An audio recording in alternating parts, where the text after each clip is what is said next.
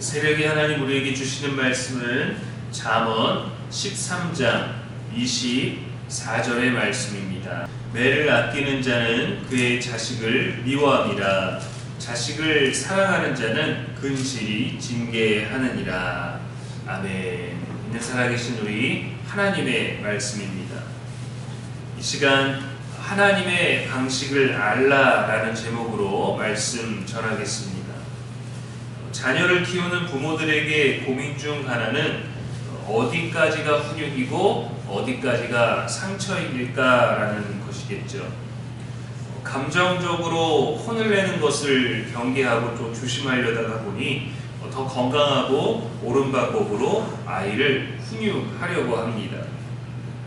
요즘은 아이를 훈육하는 방송이나 또 프로그램들도 많기는 하지만 말 그대로 방송인지 실제 훈육함에 있어서는 여전히 어려운 것이 부모의 입장인 것 같습니다. 이전에는 너무도 강한 체벌과 훈육으로 교육하는 방식에서 요즘은 소중한 내 아이는 좀 더 자유롭게 또 덜 혼내는 방식으로 바뀌기도 했습니다. 그러기 위해서는 먼저 부모에게 옳고 그름에 대한 기준이 있어야 합니다. 보편적이어야 하고 도덕적이어야 하고 윤리적이어야 하죠. 가끔 아이의 잘못에 대해 오히려 부모가 내 아이가 뭘 잘못했느냐고 되려 따지는 경우들도 있죠. 자식을 사랑하고 보호하고 싶은 마음이야 모두 같겠지만 사랑하는 방식에 있어서도 지혜로워야 합니다. 혼을 내면 정서적인 학대일까 걱정이 되고 그냥 두자니 버릇없는 아이로 자랄까 걱정이고 또 사랑으로 키우겠다라는 말에 방임과 무관심이 섞여버리기도 하고 또 반대로 너무도 강한 통제와 억압을 훈육이라는 이름으로 포장하기도 하죠. 오늘 본문은 이렇게 말합니다. 진짜 사랑은 자녀를 필요할 때 징계하는 것이다 라고 말이죠. 솔로몬은 자녀 교육에 대해서 여러 차례 강조했습니다. 잠언 전체는 아버지가 아들에게 지혜를 가르치는 형태로 쓰였죠. 그는 말합니다. 매를 아끼는 자는 그 자식을 미워합니다. 많은 매로 때리라는 말이 아니라 자녀에게 책임과 방향을 가르치는 훈육을 두려워하지 말라는 뜻이에요. 매에 해당하는 히브리어 세벳은 회초리 이상의 의미입니다. 지팡이, 통치, 인도, 또 규율, 권위의 상징으로도 사용되는 단어예요. 체벌을 옹호하는 과거의 사고를 표현하는 것이 아니라 권위 아래에서 질서와 사랑을 동반한 훈육을 말합니다. 내가 살아갈 때도 자녀가 나를 바라보고 내가 혼낼 때에도 그것이 정당하고 옳아야 자녀가 나를 바라보고 그 훈육도 받아들일 수 있는 것이죠. 마지막 절 부분에 보면 근실이 징계한다 라고 되어 있는 이 표현은 끊임없이 인내하면서 반복적으로 가르친다라는 그 뜻을 가지고 있어요. 사랑은 자녀를 무조건적으로 다 포용하고 받아주는 것만이 아닙니다. 진짜 사랑은 바른 길로 인도하기 위해서 단호하게 가르치는 것을 포함합니다. 하늘아버지께 이스라엘 하나님께 불순종하는 백성들에 대해서도 하나님은 과감하게 그들을 징계하셨어요. 그들이 자녀가 되었건 어른이 되었건 어린아이가 되었건 청년이 되었건 노인들이 되었건 하나님은 과감하게 그들을 징계하셨습니다. 그들의 삶을, 그들의 땅을, 그들의 신분을 전부 폐허가 되게 하셨고 민족까지 흩으시고 포로가 되기까지 징계하셨어요. 적당한 매를 드신 것이 아니라 아예 그 시대 대제국을 몽둥이로 활용하셨습니다. 여호와께서 주셨던 과거의 율법을 기억하지도 않고 듣지도 않고 지키지도 않으니까 더 말을 잘 듣는 하나님의 백성이 아니라 전혀 다른 그들이 멸시했던 제국의 이방 왕, 이방 땅, 이방 군대에 의해서 무너지게 하시고 다시 세워지게 하셨습니다. 그러나 그것이 이스라엘 백성들에게는 영원한 생명의 길로 인도되는 강력한 훈계였던 것이죠. 자녀가 잘못된 길로 갈 때 그냥 두는 것은 사랑이 아닙니다. 성경은 그것을 미워함이라고 표현했어요. 징계 없는 자유는 파멸로 이어집니다.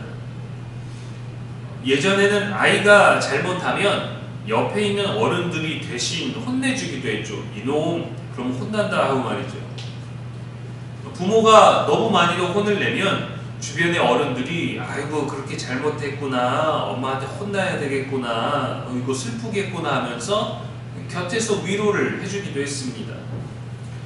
지금은 낯서니까 아무리 아이가 예뻐도 말 거는 것도 조심스러운 시대죠. 그리고 부모들은 아이의 많은 것들을 더 허용해주고 또 더 좋은 것으로, 더 귀한 것으로 대해주기 위하다 보니까 이 훈육의 중요한 포인트나 방법들을 놓치는 것 같기도 합니다. 애들이 잘 모르니까 애 하고 싶은 대로 두라고, 상처받을지 모르니까 건들지 말라고, 내 아이는 잘 먹고 잘 입고 잘 사는 아이로 키우고 싶다고 말이죠. 애들은 모를 수도 있죠. 애들은 통제 못할 수도 있습니다. 그래도 부모는 알아야 합니다. 부모는 통제할 수 있어야 합니다. 그렇다면 부모에게도 누군가의 통제가 필요합니다. 완벽한 자녀도 완벽한 부모도 없기 때문입니다. 감사하게도 우리에게는 완전하신 하나님 아버지가 계시죠. 그분의 다스림 아래에 있어야 자녀들을 미워하지 않고 근실히 징계하며 올바른 사랑을 실천할 수 있습니다. 부모도 주님의 사랑과 징계가 필요합니다. 우리가 바르게 키우기 위해선 바른 사랑을, 바른 징계를 하나님께로부터 받고 있다는 것을 알고 어떻게 우리를 징계하셨는지를 알아야 되는 것이죠.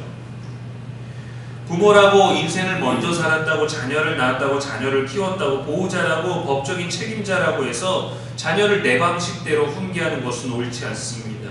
내 감정에 따라서 대하는 것 옳지 않습니다. 자녀가 나를 서운하게 했다고 그것을 징계하고 그것을 내팽개치는 것 옳지 않습니다. 우리의 감정을 뛰어넘어 필요할 때, 또 적당한 때, 좋은 때에 옳고 그름에 대해서 분명한 기준을 가지고 자녀를 대하고 나 스스로를 통제해야 자녀를 통제할 수 있는 것이죠. 그래서 위대한 부모도 훌륭한 부모도 하나님 아버지의 통제가 필요합니다. 그분의 사랑과 그분의 징계의 범위 안에서 자녀를 사랑하고 자녀를 훈육할 수 있어야 더 건강하고 더 바른 자녀를 키우는 방법을 갖게 되는 것이죠. 사무엘상에 보면 엘리 제사장은 자녀를 제대로 징계하지 않았습니다. 결국 그 아들들은 하나님 앞에 악을 행하고도 두려워하지 않았고 그 가문이 하나님의 심판을 받게 됩니다. 히브리서 12장 6절에도 주께서 그 사랑하는 자를 징계하시고 그가 받아들이시는 아들마다 채찍질하심이라 했어요. 자녀는 부모의 거울입니다. 같은 말로 우리는 하나님의 거울입니다. 자녀는 사랑받고 있다는 확신 아래에서 훈계를 받아들일 수 있습니다.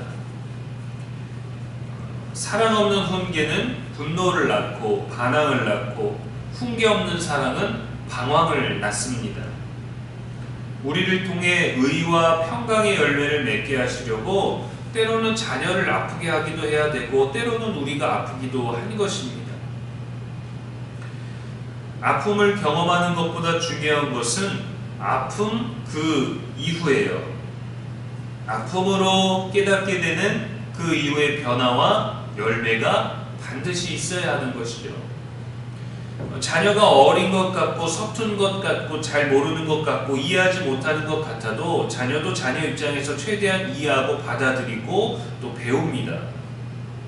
그래서 우리는 서로 아프고 불편한 그 징계와 훈육의 순간들을 두려워하는 것이 아니라 그 그 이후에 그 징계가 왜 있었는지, 이 훈계가 왜 필요했는지, 그 훈계를 통하여 내가 너를 얼마나 사랑하는지를 알려주는 그 이후의 열매, 관계, 어떻게 지키는가가 우리들에게 중요한 것이죠.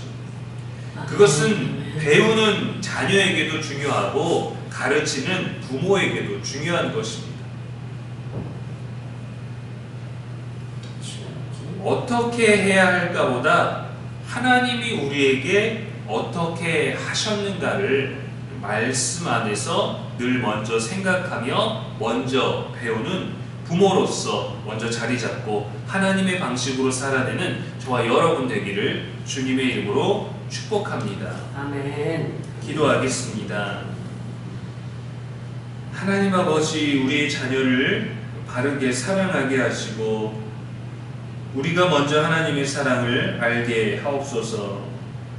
우리가 먼저 말씀 앞에 변화되게 하옵소서.